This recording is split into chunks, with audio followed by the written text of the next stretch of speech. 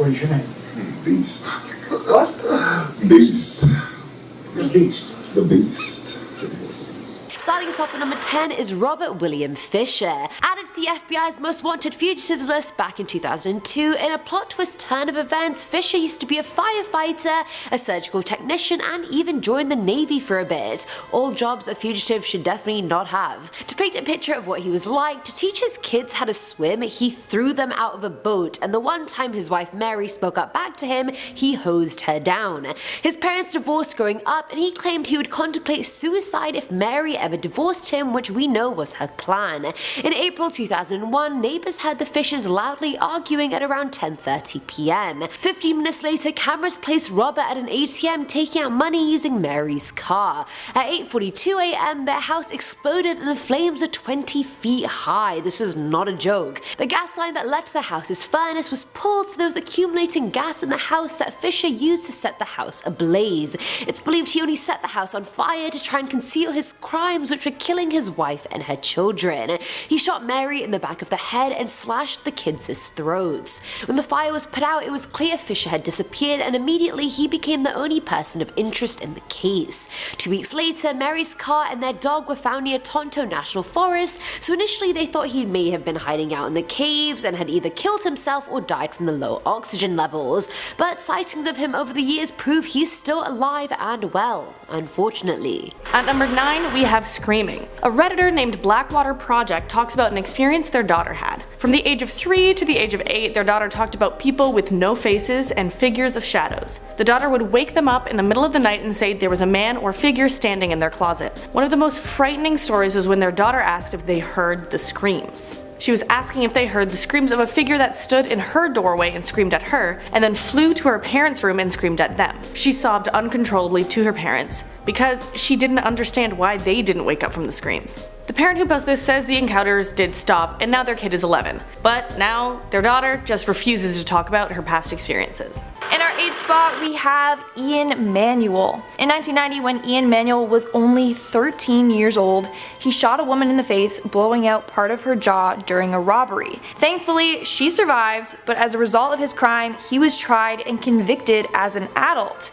As a result, he was sentenced to 65 years in prison. He was one of the youngest inmates in the Tampa State Penitentiary. Manuel spent 15 plus years in isolation, making him the longest serving inmate in solitary confinement in Florida. Eventually, he was released after the woman he shot actually fought for his freedom, claiming everyone does dumb things when they're young, and she didn't want him to waste his life in jail. Coming in at number 7, we have Ian Manuel. This is a wild story because I don't know how you deal with something like this. Ian Manuel was sentenced to 65 years in prison because he murdered a woman. I mean, you kill someone, you should go to prison, right?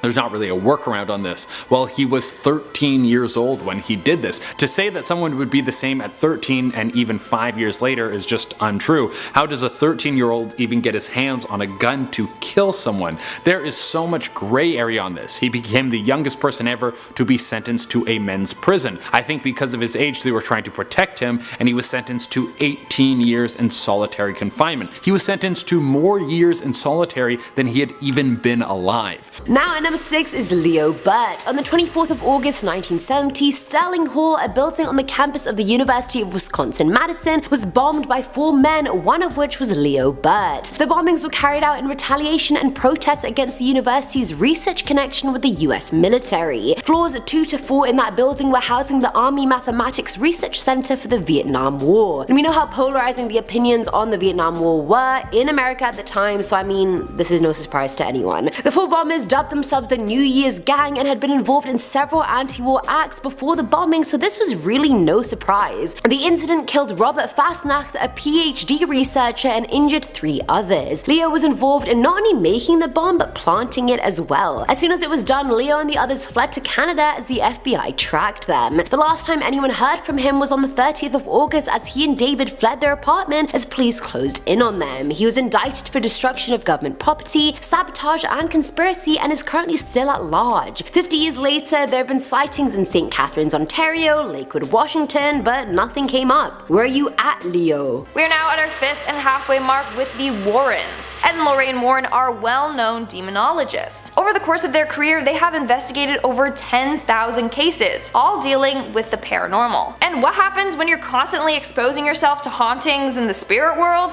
Well, you get haunted. Over the course of their life, they have been haunted by a number of different entities. First, we have Annabelle. While transporting Annabelle to their museum, the brakes on their car malfunctioned and they almost got into a fatal car accident. And then we have the spectral entity. This is the entity that the movie The Nun was based off of. So Lorraine Warren was haunted by a demon that she referred to as a spectral entity. It would appear as a hooded figure in a swirling tornado vortex. Then, of course, they have dealt with a number of haunted objects, so they were one truly haunted couple. At number 4 is Julia. Now Julia's case is quite recent. It only happened in 2008, and I say that's recent even though that was 12 years ago, but it seemed like 2. Anyway, Dr. Richard Gallagher, a self-proclaimed man of science, became the go-to guy for exorcisms in the US. He saw it with his own eyes countless times, people suddenly speaking perfect Latin, sacred objects flying off shelves, a whole bunch. So one day he was called to help a woman dubbed Julia. She was a charming normal woman but was also a high priestess of a satanic cult, and one day she went to a priest claiming she was being attacked by a demon. Objects would fly off shelves around her, she knew things about Richard there was no way she could have known, and even when he was on the phone to a priest they both heard her demonic trance voices, which was impossible because she was thousands of miles away and nowhere near a phone whatsoever. Julia gained abilities that she didn't have before joining the cult, and anytime she went into a demonic trance she'd have no recollection of what had gone on. They tried exercising her, during which she started speaking in tongues, exhibiting superhuman strength, levitating and changing the temperature of the room, and it ultimately failed. She refused to leave the cult or stop worshipping Satan, meaning the team couldn't do anything for her. Julia eventually got cancer and didn't want to die possessed, but Gallagher never heard from her again and presumed she was dead. Filling a number 3 slot is Jorge Lopez Perez, aka El Tuta. Perez is a very high-ranking member of Los Zetas, the most dangerous Mexican drug cartel in the world.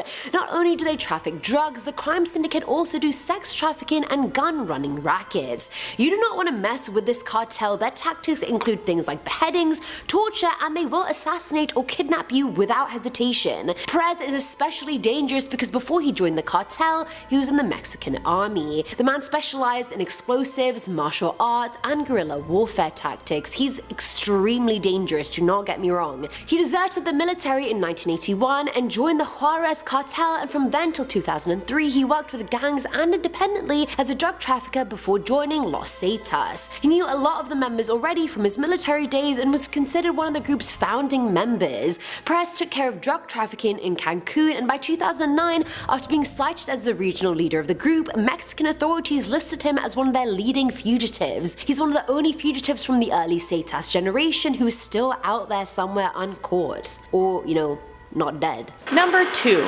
Red Eyes. K. Will Stonia on Reddit said he had seen his fair share of shadow people. He also disclaims that he has had sleep paralysis on and off, so this could be an explanation for one of his creepy encounters. So one day he slept in until around 9 AM, which isn't really sleeping in for me, but anyways, his room was pretty well lit when this happened. He woke up and his computer screen was turned towards the bed and the monitor was off. But then on the screen a man appeared and said, "Don't look into his eyes." So then, once he heard that, he noticed a huge hulking shadow appear out of his open closet door. He says it was about 6 feet tall with a huge torso and long arms with pointed fingers at the ends. The shadow being itself was transparent except for the eyes that were red and opaque. With the figure staring at him, he couldn't move and eventually just shut his eyes, waking up hours later.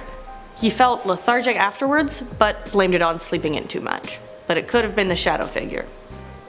Just saying. And in our number 1 spot we have Robert Maudsley. Now, I've talked about Robert in my other video on dangerous criminals, and there's no way that I couldn't include him on this list. Robert Maudsley is considered Britain's most dangerous prisoner. Maudsley was originally convicted for 1 murder, however killed 3 more individuals in prison, which got him placed in solitary confinement. In 1977, Maudsley and his fellow inmate held another prisoner hostage.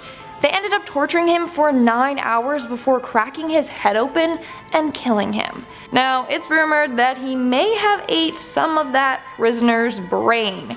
As a result, he was deemed the real-life Hannibal Lecter. After that, he murdered 2 more inmates, which got him placed in solitary confinement. In fact, he is locked up in a glass cell underneath Wakefield Jail. He spends 23 hours of his day there. Coming in at number 10, we have Steve Selvin. We're going to kick off this list, of course not with the longest stay in solitary confinement, but someone who ended up there for one of the craziest reasons you will ever hear. Steve Selvin was driving home one day and then he got pulled over by the police and they thought he had been drinking. They arrested him and then took him to jail. Now, if you get arrested for a DUI, what do you think would be the next course of action? Well, you probably get your one phone call and then everything would be set up so you eventually stand trial. Well, that's not the case here. Steve was thrown into a jail cell, but some of the other people in there thought that he might try to take his own life. The guards wanted to prevent this, so they put him in solitary confinement. I don't really understand the correlation. You're worried about someone's mental health, so you lock them up in a cage by themselves. And this was all before Steve Selvin had the opportunity to stand trial. After this, he was then left in solitary confinement for 2 years. 2 years rotting away in a cell without any justice taking place. Thankfully, one day he was released and he sued the city and was awarded $15 million. Coming in at number 9, we have George Martorano. I didn't know this, but you can be sentenced to solitary confinement right from the get-go. I thought you had to do something while you were in prison to be shoved into a hole like that. I guess it makes sense for some prisoners, if it seems like they could be a danger to the other people in there, or if it seems like the prisoners want to kill them as soon as they step foot in the prison. As a judge, you would want to prevent that from happening. But in the case of George Martorano, he was sentenced to 4.5 years in solitary confinement, and that was just a chunk of his 32-year sentence. After 4.5 years in solitary confinement, you would either come out a monk, use this time to become enlightened, or you would go insane. The wildest part about George being sentenced to 4.5 years in solitary confinement was that he was a non-violent offender. He was arrested for drug possession. And you might think, well, he broken the law, then he should go to jail. Well, what about all those bankers that broke the law and caused the global economy to crash back in 2008 that saw 0 jail time? Doesn't seem like the system is fair. Filling at number 7 slot is Frank Matthews, aka Black Caesar, Pee Wee, Mark IV. This guy really had a lot of A-listers, evidently he thought he was a cool guy. Now, Frank was a drug trafficker that sold a lot of cocaine and heroin throughout the east coast of the US from the mid-60s to the early 70s. For some backstory, he led a chicken stealing gang when he was 14 and then went to juvie for assaulting a farmer who caught him in the act. He was released after a year and moved to Philadelphia, where he made his drug connections with members of the Black Mafia. By the 70s, Frank's drug organization was handling multi-million dollars of heroin. He was in charge of 2 huge drug mills in New York, both of which were very heavily guarded. The DEA had been onto him for a while, and with clashes with the Black Mafia, now was the time to catch him. Easter Sunday 1972, the Black Mafia killed Frank's main dealer in Philadelphia. He was charged in Florida for trying to sell 40 pounds of coke and was arrested in January for conspiracy to distribute and tax evasion. He was scheduled to appear in court in July, but apparently took $20 million and fled the country with his girlfriend, leaving his wife and kids behind. I really wonder how that relationship panned out. It probably didn't. He probably killed her too. Really? You'd run away with your girlfriend? Would you not run away with your wife and kids? Surely that means more. In our 6th spot, we have the Ouija board. How many times do I have to tell people, don't play with Ouija boards? Like, you're just asking to get haunted or possessed. But some people don't listen. So here's another true story about the horrors of using a Ouija board. So Reddit user MJ_Blanc was fast asleep while his uncle and older cousins were fooling around with a Ouija board in the bedroom. But he doesn't even remember hearing them do so, because he was fast asleep. But according to them, they had to stop playing after he began convulsing in his sleep. The next day, strange things began to happen to him. He would hear banging on his windows, people talking in the house when he was home alone, and he would also see ghostly apparitions. And recently, it has started to get worse. One night when the haunting was getting out of hand, he went to get his rosary, which he kept in a box under his bed with his other religious items.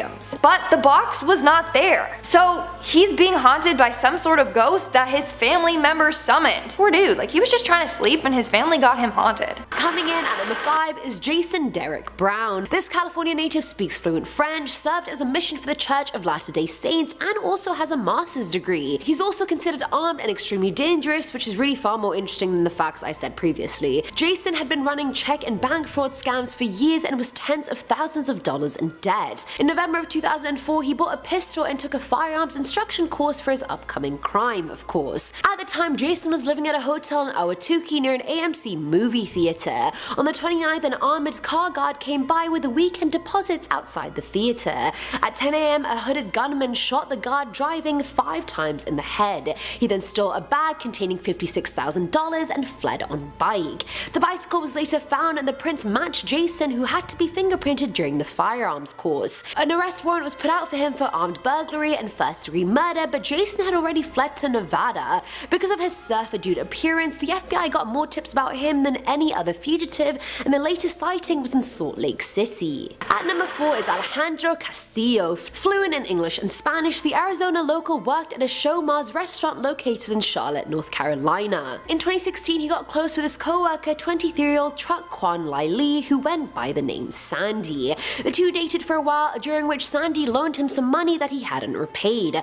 On the 9th of August of that year, Alejandro told her to meet him at Quick Trip so he could pay her back. His girlfriend Amia picked him up and drove him there, and instead of repaying her, he made Sandy take out $1,000 from an ATM while he had a gun to her head. After bankrupting her, the two drove Sandy to a wooded area before shooting her in the head and dumping her body in a ravine. The two fled to Phoenix and abandoned the car. Whilst back in Charlotte, Sandy was reported missing, and so were the other two. They called their families claiming they were safe but didn't know where they were, and their families thought they were being held captive. Nah, your kids are just murderers. Eventually, after they found Sandy's body, Alejandro was charged with first-degree murder and unlawful flight to avoid prosecution. Amia turned herself in October and was arrested for accessory felony murder and larceny. She told authorities where they had been staying, but Alejandro had already disappeared. Still at large somewhere until this day. Coming in at number 3, we have Robert King. Robert King was one of 3 members of the Angola 3 who were locked up way back in the 70s. They were convicted of killing a corrections officer, and from day 1, the 3 of them were thrown in solitary confinement. Out of the 3, Robert was the luckiest. I know that sounds crazy, but when you hear what happened to the other 2 members,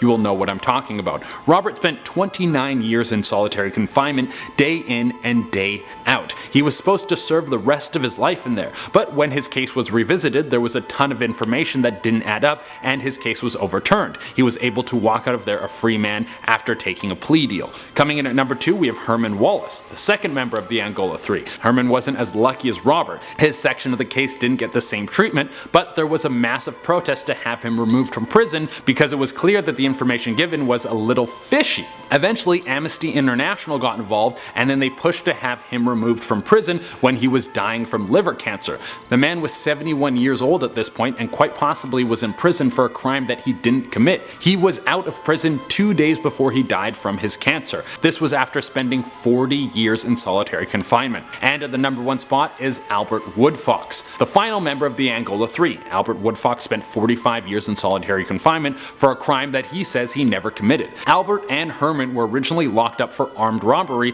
and while they were getting their papers for their sentencing in the prison, there was a story floating around about a corrections officer who had been killed in the prison. And before you know it, they were accused of the murder, and for the next 45 years, Albert would spend it in a prison cell by himself. They pinned the crime on him, and it doesn't seem like it was a crime that he actually committed. He was later released after the case was revisited and he took a plea deal, but he did say he would like to take it back to court so he could prove his innocence. At number 10, we have Monster in the House. So one house had beings that came along with it. Each member of a family that lived there for under a year had their own haunting experience, so it was a lot of experiences in a row. The first to have an experience was the daughter, who was 3 at the time. She would wake up in the middle of the night absolutely terrified, scared of the monster in her room. It was brushed off by her parents as just something that she saw, and it did eventually stop. But after it had stopped, her dad started waking up in the middle of the night himself. He had this feeling that something was staring at him.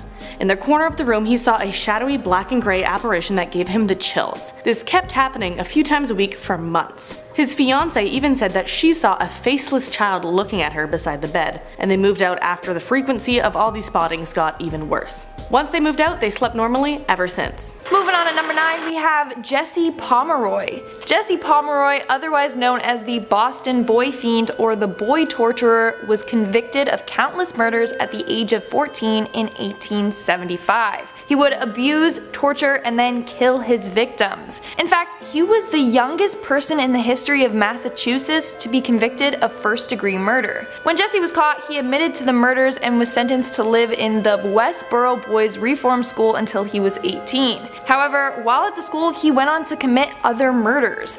That's when he was sentenced to prison and was placed in solitary confinement. His only interactions were with his guard and his mom, who would visit him once a month. At number 8 we have Lucifer. Back in 1997, Father Gabriel Amorth was confronted with a demon in the form of a young lanky peasant man. Amorth founded the International Association of Exorcists back in 1994 and has a never-ending list of people who he's exorcised. He shared that some liberations take months and others can take years. Can you imagine being possessed for years? Like, you don't get that time back. What a betrayal. Either way, while the exorcism was going on, Amorth asked Jesus for help and the man started spitting and cursing at him in English, even though he could only speak fluent Italian. The guy began to howl and scream and froth at the mouth and was seemingly ready to attack the priest. After more prayers and ritual recitations, he asked the demon what its name was and the man snarled back saying, "I am Lucifer." At this point, the guy's back was unnaturally arched and he was just screaming as his eyes rolled back. The room got so cold to the point ice crystals were forming on the walls and windows, and then the guy straight up started levitating. Say no more, I don't need to continue. Filling our number 7 slot is the Bible. Now I just want to preface this one with the fact I'm not Christian, so I have not read the Bible. I'm taking the information and interpretation of this from sources online, so if something's not completely correct, then I apologize for my ignorance.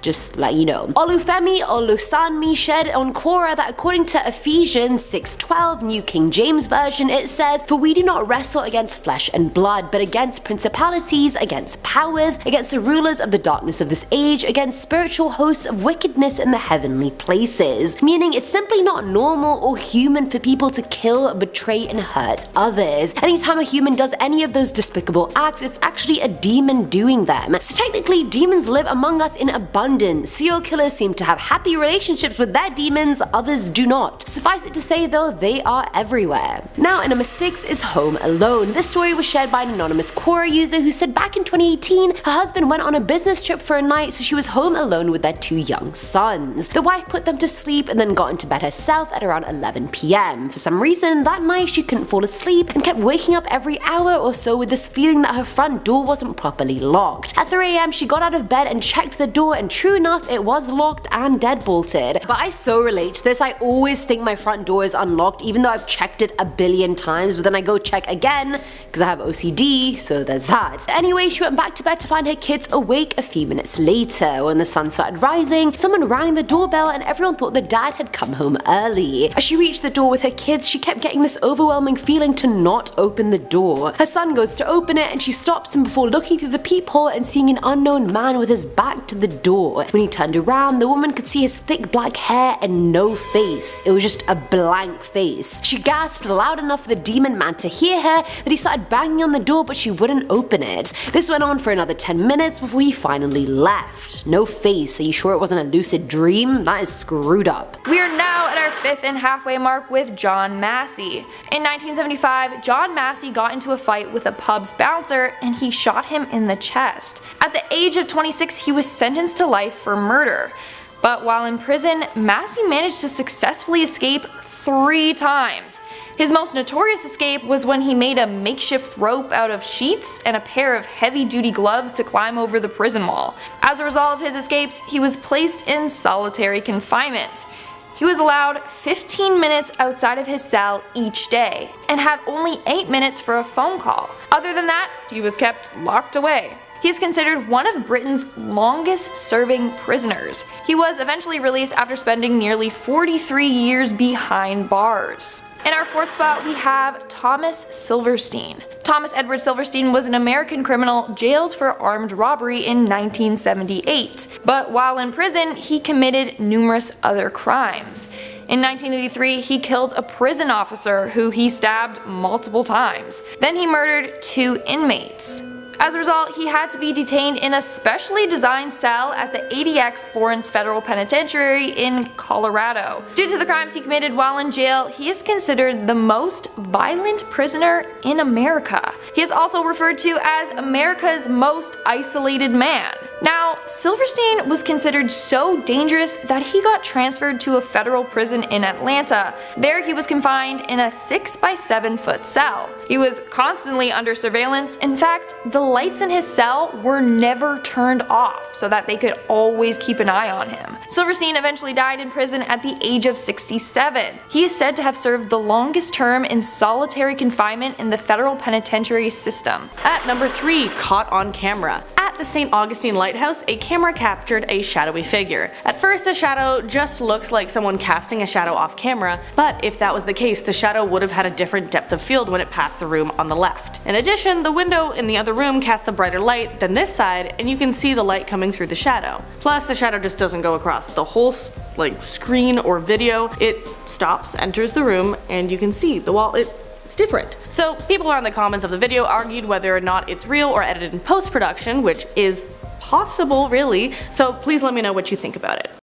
Now at number 2 is Dawood Ibrahim. Wanted since 1994, this Indian drug dealer and mobster is the most wanted by India, and they've offered $25 million for him. He started off with petty crimes like fraud and robbery, but he later joined the gang of a local don. By the 70s, he started his own gang with his brother and dubbed it the D Company. After killing Samad Khan, he fled to Dubai but still ran D Company, which was mostly involved in real estate, gold smuggling, drug trafficking, and extortion. By the 90s, his gang had 5,000 members in it and was bringing in hundreds of millions in revenue. The US named him a global terrorist after his believed involvement in the 1993 Bombay bombings, which killed 317 people and injured 1,400 others. After the attacks, he fled Dubai and hid in Karachi, and it's believed he's still there. The man knew Osama bin Laden. It was a Taliban that ensured his safe travels to Afghanistan in the 90s, and his gang uses Al-Qaeda's drug smuggling routes. I mean, the groups were close. Let's be real. He's committed so many crimes I've honestly lost count, but the bastard is good at hiding, I will give him that. And finally, at number 1 is Joseph Kony. Does that ring a bell? Kony 2012? Stop Kony 2012? That documentary that came out and went viral and made Joseph Kony a household name.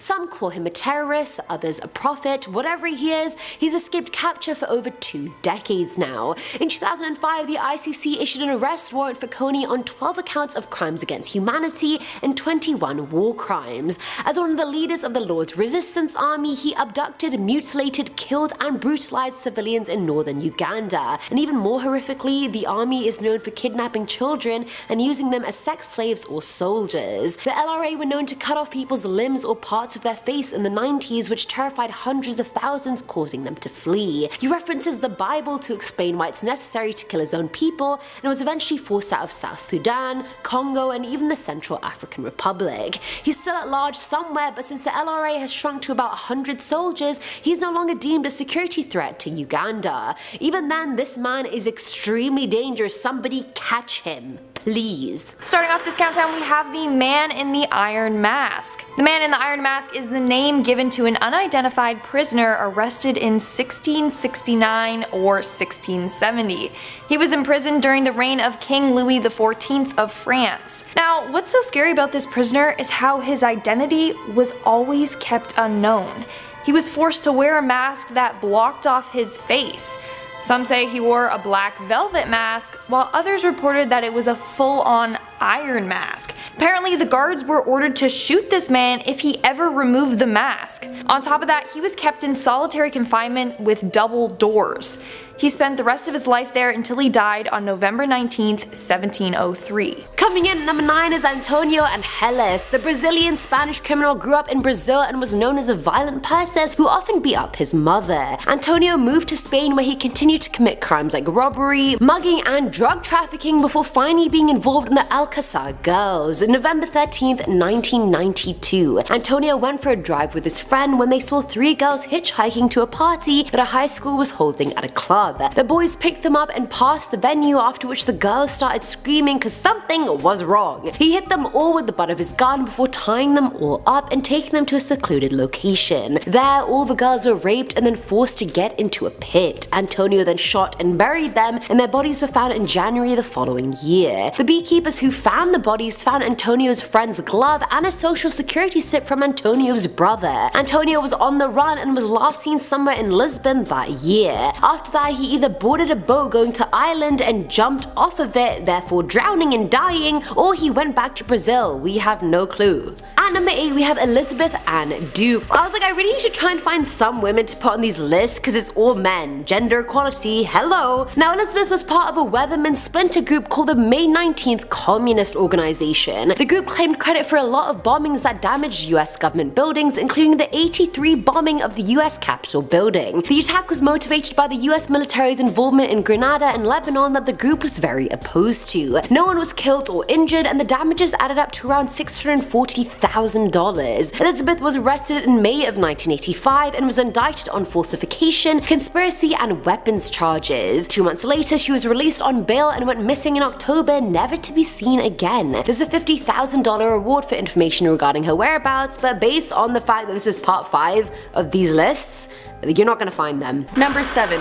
A dream message. So another person shared their own story anonymously with the Occult Museum. They said they were having a vivid dream where someone was whispering something in their ear. And as with many dreams, they don't remember the exacts, but they were whispering secrets. And then when they woke up from the dream, they looked across the room and saw it. A shadow darker than the darkness of the room that turned and looked at them. They called out to it in confusion and it ran straight into a wall. When it reached the wall, it was like a splash of darkness dissipating into smoke. Now they say they absolutely believe it was what was whispering in their ear before they woke up, and they caught it before it left. I wonder if they can like reach into your minds and like see what's going on. It's like, oh, you're in a dream? You're having a good time?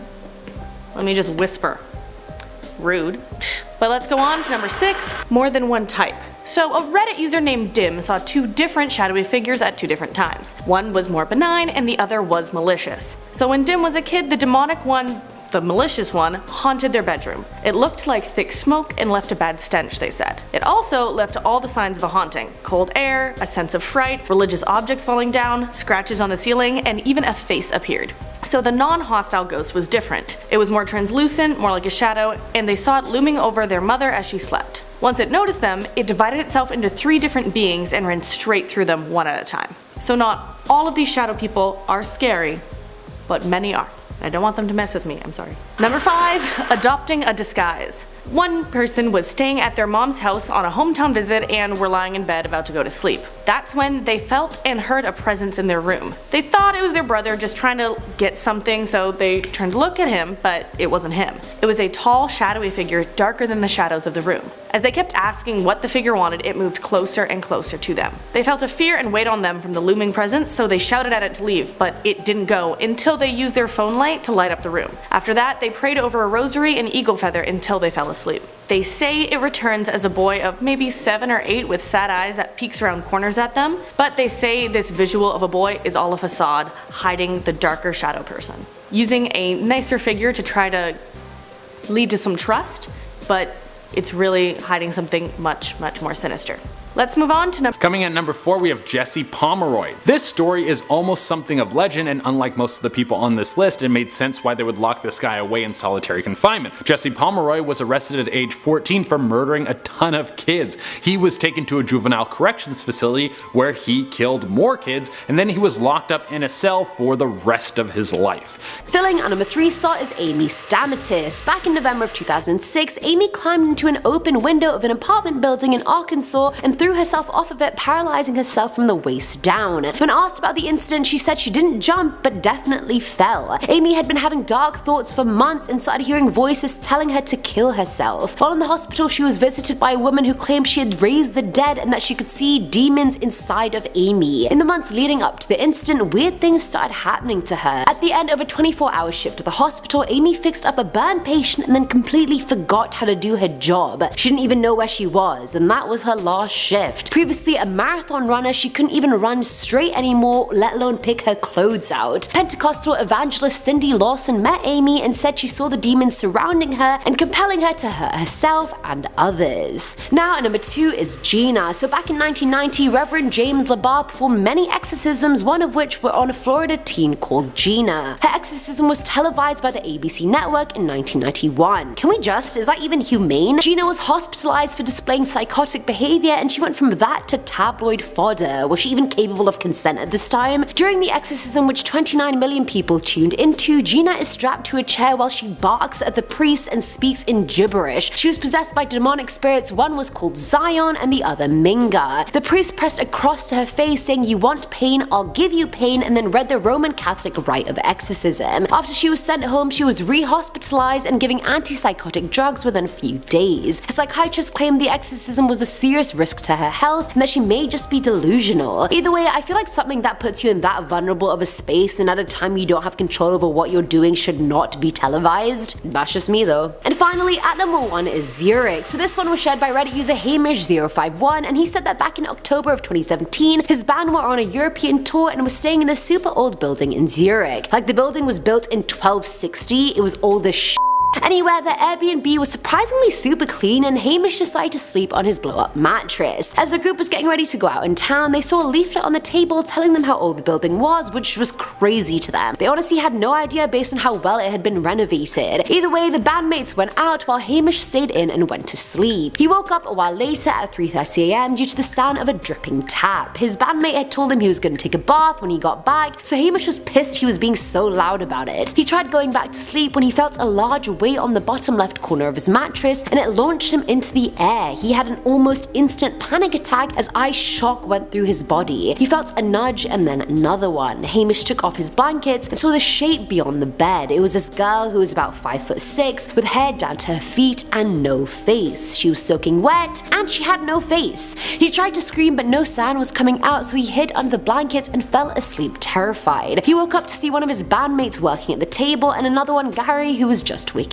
up. He looked like a smacked ass, and so Hamish asked him if he had slept okay, and he said, "Mate, you would not believe me if I told you." Gary and Hamish had seen the exact same demon girl the night before. Starting off this countdown, we have the Perron family. Hearing their name might not ring a bell, but the Perron family is actually who the movie The Conjuring is based on. So in January of 1971, the Perron family moved into a farmhouse in Harrisville, Rhode Island. While living there, Carolyn and Roger Perron and their 5 daughters began to notice some strange things happening at the house. It started off being small things, like items disappearing or moving places. But then, the paranormal activity got worse. The girls began seeing spirits around the house, and it eventually led to Carolyn getting possessed. After doing research on the house, they discovered that many of the past owners had mysteriously died. Some drowned, one was murdered, and a few hung themselves in the attic. It was said that they were haunted by the spirit of Bathsheba. Turns out that a woman named Bathsheba Sherman used to live on the property in the mid-1800s. Legend goes that she was a Satanist and may have been involved in killing the neighbor's child. So the Perron family were being haunted by the spirit of this woman. In our 9th spot, we have the baby monitor. Back in 2019, Heather Bro, Joshua Higgins, and their 15-month-old daughter Lily were being haunted by an unknown entity, and they actually caught it on video from their baby monitor. So in the video, you can see something blurry and pale move past their daughter's crib. At that moment, their daughter sees the figure and stands up to watch it. Apparently after this incident, Lily was found with scratch marks on her neck.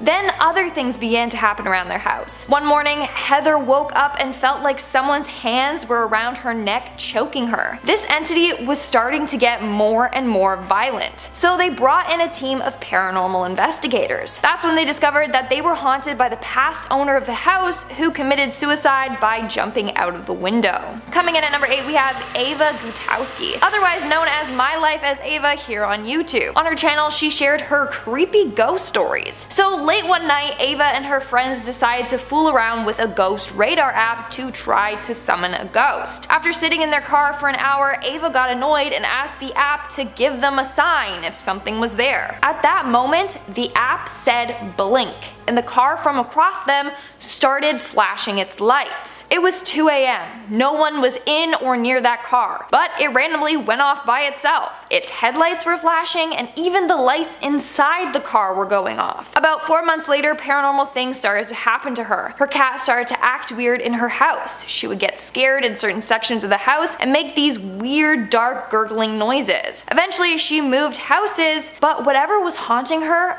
followed her to her new home. At her new house, the lights would flicker, pictures would turn on their own, doors would open on their own, and she would hear a thudding coming from the closet. She's convinced that she was haunted by the ghost that they summoned on that ghost app. Filling our number 7 slot is Glenn Stewart Godwin. Back in the early 80s, Glenn was in Palm Springs working as a freelance mechanic, tool salesman, and construction worker. For some reason, Glenn and his roommate Frank decide to rob their pilot drug dealer friend, Kim Robert LaValle. They lured him back to their apartment where Frank held him while Glenn attacked him and tried to strangle him. When that didn't work, he stabbed him 26 times and the two loaded the body into a truck and headed for the desert. They strapped explosives to his body and left it in the truck and blew it up, hoping to destroy any and all evidence, but by August, residents near the area found the truck along with the remains of a body. After identifying the body, police charged Glenn while Frank testified against him.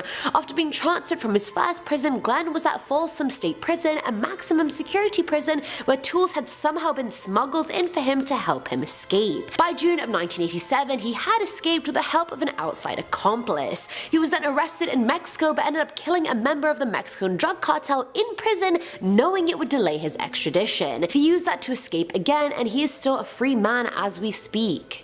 Damn you, Glenn! Now at number 6 is Arnoldo Jimenez. A lover spat is really the worst, especially when you've literally just gotten married. Sometimes they end well, and sometimes they end in murder. You guess how this one went. On May 11, 2012, Arnoldo got married to, and I don't know how to say her name, either Estrella Carrera or Estrella Carrera. Either way, the couple had one kid together, and Carrera had a son from a previous partner. That night, after the wedding festivities, the couple had dinner with friends and family, then went to a nightclub and got home at around 4 AM. On the way home though, something happened between the two that brought out the demon in Arnoldo. He stabbed his wife multiple times in his car, then dragged her bloody body to their apartment and dumped her body in the bathtub. The next day, after Estrella failed to pick up the kids and with no word from Arnoldo, family members called the police, who found her body the next day, and Arnoldo was nowhere to be found. His phone was tracked to Chicago, then Memphis, Arkansas, and then Hidalgo, Mexico. Later that year, authorities arrested his brother Humberto due to drug charges and found Arnoldo's car on his person with blood inside, confirming their theory. It's believed he's still hiding somewhere in Mexico. How can someone kill their partner not even 12 hours after marrying them? Like, what the hell is that? Coming in at number 5, we have Sam Mendes. It seems that Ian Manuel wasn't the only one who was sent to a maximum security prison when he was only a kid. Sam Mendes was convicted of killing a woman when he was only 14 years old. He was sentenced to life in prison without the opportunity for parole, and through his stay in prison he was thrown in and out of solitary. The wild thing is, if you go back and revisit the case, there's almost zero evidence linking him to the murder of this woman. They might have taken away this kid's life and he didn't even do anything wrong. Thankfully, because he was locked up at such a young age, his case was revisited and he was later released from prison. But this was after 26 years in prison. Because he was in and out of solitary confinement, his mother said it had almost been 10 years since she last saw her son. Number 4, trespassing. So when a woman named Courtney was about 10 or 11, she explored an abandoned house. It was daytime and she was exploring a couple of the rooms, but there wasn't really much there to see. But when she turned into a hallway, at the other end of the hallway was a shadow person. It was looking at her, but it had no eyes. They kind of stared at each other for some time and she thought it wasn't real, just a figment of her imagination. But then it slowly started walking towards her. She turned to leave, and from the corner of her eye, it seemed like the being had traveled 7 meters in a split second. She kept running out of the house and looked back to see if it had followed, but the shadow person had stopped at the door. She said it was as if it was unable to leave the house, and then it turned back around and returned to where it was before. With all that, I think it was just saying, what are you doing in my house? But couldn't really communicate because it was a shadow person, and then chased him out. Defend your territory, man, you know? Coming in at number 3, we have Aileen Wuornos. Aileen Wuornos, often referred to as the Damsel of Death, was found guilty of killing 7 men. She claimed it was self-defense, but then later pleaded guilty to the murders. She would murder them, rob them, and then drive home in their cars. Due to this, she was named America's first female serial killer. Now, Aileen was placed in solitary confinement for quite some time, but then she started to grow paranoid. She thought that the people making her food were spitting in it, and then she also claimed that she was being attacked by a sonic weapon. As a result, she wanted the court to hurry up with her death sentence. On October 9, 2002, Aileen died by lethal injection. Moving on to number 2, we have Elizabeth Bathory. Elizabeth Bathory, otherwise known as the Countess who bathed in blood, was a serial killer in Hungary back in the 16th century. It's believed that she had killed around 650 girls. She's also considered the most vicious female serial killer in all recorded history. It's believed that her husband was a big influence in her killings. Apparently, he told her to torture her servants. He said for her to pour honey all over them and then let the bugs eat them.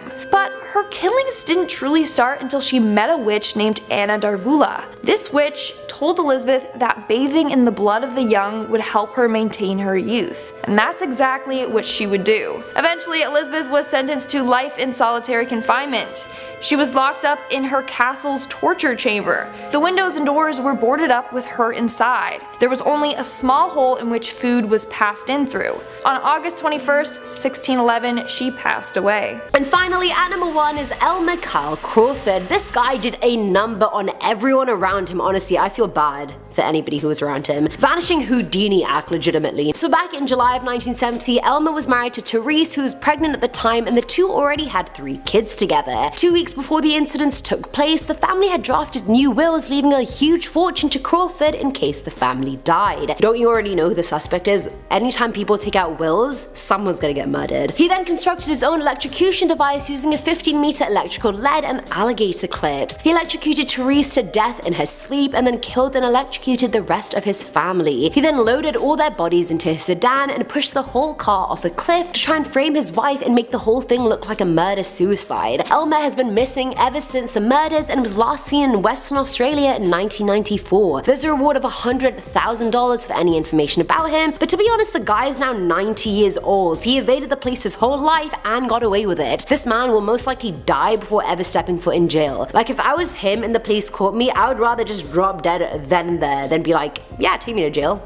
Nope. Starting us off at number 10 is Sharon Kinne. Known as La Pistolera in Mexico, Sharon Kinne, also known as Jeanette Pugliese, is the subject of the longest current outstanding arrest warrant for murder in Kansas City history. She actually has one of the longest outstanding felony warrants in history, so I mean, firstly, congrats on your achievements, Sharon. Psych! Now, Sharon married James Kinne back in 1956 after she faked her own pregnancy. By 1960, he was contemplating divorce due to her infidelity and spending habits. March 19th, 1960, Sharon heard a gunshot coming from James's bedroom, and she found her 2-year-old daughter Dana with a gun in her hand and James bleeding from a gunshot wound on the back of his head. He was dead before the ambulance even got there. Now, James let Dana play with his guns often, and the death was ruled an accident. The next death was Patricia Jones, wife to Walter Jones Jr., who was having an affair with Sharon. Now, Sharon told him she was pregnant in hopes that he would divorce Patricia, but instead he ended their affair. Later that day, Sharon called Patricia telling her Walter was having an affair with her sister and that she wanted to talk about it. She was never seen alive again, and her body was found that night a mile out of town. She had been shot 4 times. Sharon was trialed for both murders, and in fact there were 4 trials for James's murder. Now, before the 4th one, she was free on bond and fled to Mexico with her lover. There she killed another man in apparent self-defense, which nobody believed. Come on, Sharon, you've killed 2 people now 3. You think the 3rd one is an accident? Hell no. Sharon was sentenced to 13 years in prison but escaped from Iztapalapa prison in December of 1969. She had bribed the guards to look the other way while she escaped, and so a manhunt ensued, and more than 50 years later, she still hasn't been found. Many people think she's dead. Honestly,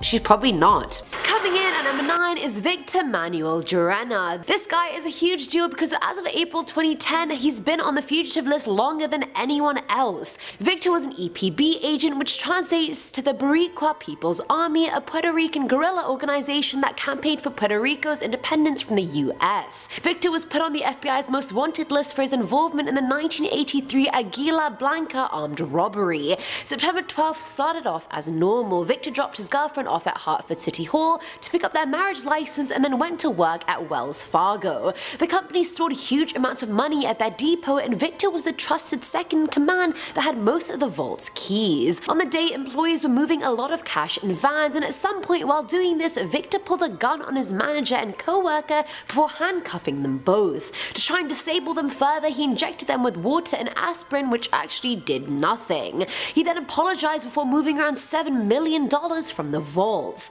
Eventually, his co-workers got out of the bonds and called the police, but Victor had already handed over the money to the EPB and headed to Boston and then New York and finally Cuba. At the time, this was the biggest cash robbery in US history, and any information on Victor was worth $1 million. He was removed from the most wanted list in 2016 after being on it for 32 years and was presumed dead, but he's only 62. I doubt he's dead, to be honest. Come on, he's rich and old. I'm sure he has people to make him survive. At number 8, we have Bhadreshkumar Patel. This man is currently in the FBI's top 10 most wanted fugitive list, and I reckon anyone who's on this list deserves to be there. Back in April of 2015, Patel and his new wife Palak were working a night shift at a Dunkin' Donuts in Hanover, Maryland. Surveillance footage placed the couple in the kitchen at 9:30 p.m. and then they disappear behind some racks. A few moments later, Patel comes out without Palak, turns off the oven and leaves for the night. It wasn't until later that night Palak's body was found beaten and stabbed to death. Apparently he had used a giant kitchen knife. Authorities speculate that they must have gotten into an argument about Patel wanting to stay in America and Palak wanting to go back to India. Keep in mind the store wasn't closed when he left, and customers grew confused as to why no staff was there. A nearby police officer noticed and went inside and finally found her body. That gave Patel a total of 1 hour before he was identified as a suspect, meaning he had time to escape. He fled on foot, getting some stuff from his apartment before taking a cab to an airport hotel and last being seen at Newark Penn Station. There's currently a $100,000 reward for any info about him. Moving on, number 7, we have the family hauntings. Now, this story is quite fascinating. So, Reddit user Talon C Runner claims that his family has been haunted for generations. According to him, all of his ancestors died early on in life due to mysterious circumstances, like freak organ failures. He believes that whatever is haunting the family is causing them to die early on, and now he is experiencing the hauntings, so he's scared he's going to die soon. He claims that sometimes he hears a voice of a woman talking to him, whispering things in his ears. Whoever this woman is, he thinks she is responsible for all the weird deaths in the family. Yeah, I'd watch my back if I were him. Sounds like she's coming for him next. Coming in at number 6, we have the Man in the Iron Mask. This story is a legend that has been somewhat lost in time, but people to this day have been trying to find out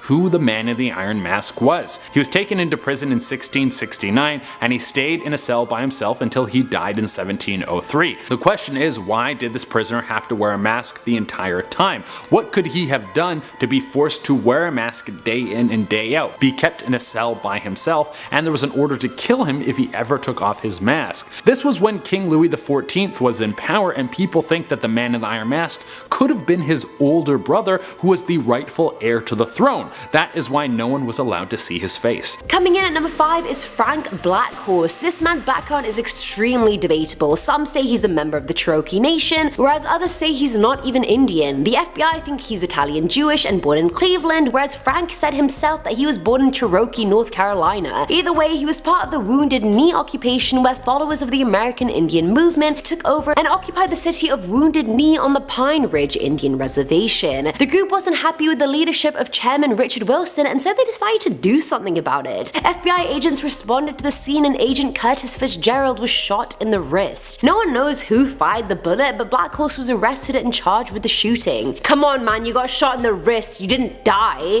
Let it go. He was released on a cash bond and was scheduled to appear at trial in August of 1974, but never showed up. He was then named a suspect in a shootout that occurred at Jumping Bull compound that resulted in 2 dead FBI agents. Frank made it on the FBI's most wanted list back in the 70s, and he was actually arrested by the RCMP in Hinton, Alberta. Some sources claim he was extradited to the US, some claim he wasn't, and others believe he was just allowed to roam Western Canada freely. No one knows where he is, but apparently he is the key to finding out who killed those 2 FBI agents. Well, he's not gonna help you now, after you basically trialed him for shooting somebody's wrist and he didn't even do it? We don't know. We don't know. There's no evidence. And number 4 is Sukumara Kurup. This guy is one of the most wanted criminals in the state of Kerala. In 1984, he was accused of murdering film representative Chaco and has been in hiding ever since. Chaco was found strangled to death and his body had been burnt inside of a car. Kurup apparently committed the crime and killed the man just to fake his own death and claim Chaco's life insurance. That ended up being around $75,000, which was quite a lot of money at the time. He then fled abroad while 2 of his co-accused, his brother-in-law and driver, was sentenced to life in jail. Chaco's murder case is one of the longest standing cases in Kerala, and despite Sukumara's lookalikes popping up here and there, they still haven't managed to track him down. Dude, he ran away with $75,000, killed a man, and left his driver and brother-in-law to rot in jail. Do you really think this guy's gonna be showing up anytime soon in India? Nope.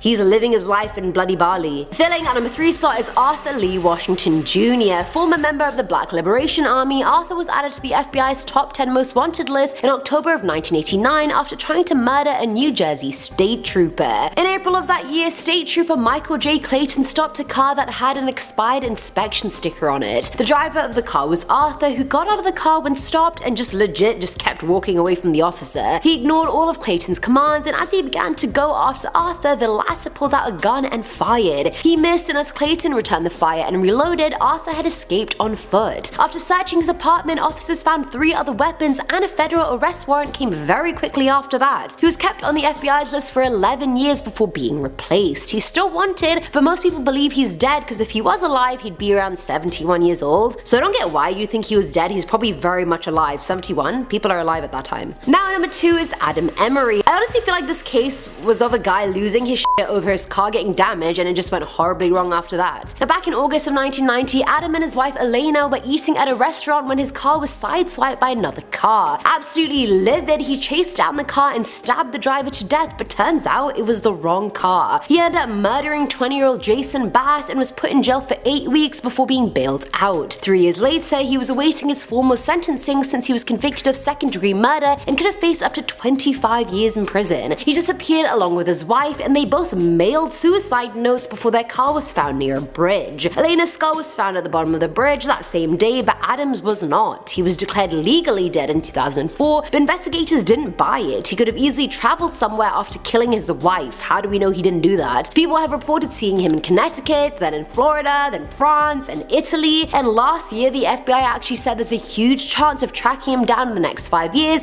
so you're going down, Emery. Number 1, the being on the road. So this last one comes from Itchy Z Soul 7 on Reddit. He was riding his bike home from work through a residential neighborhood. While riding, he saw a form standing in the middle of the road. It kept backing up as he moved forward until he passed a stoplight, and at that point it stopped in the middle of the road right in his path. Then, he was able to see it. Its body was made of shadows, but it had a full form. It had deep scarlet eyes, and it raised its head as he kept approaching and opened its mouth, and he could see rows and rows of jagged teeth, but there were no other identifying features. He was able to get away after he had a bit of a fall and then got back up, but now the figure haunts him. He sees it once or twice a week and it follows him around to different cities to work, but no one else sees it. He's currently fielding answers to see if he can figure out what exactly this is, so if you want to check it out, it'll be linked in our sources below.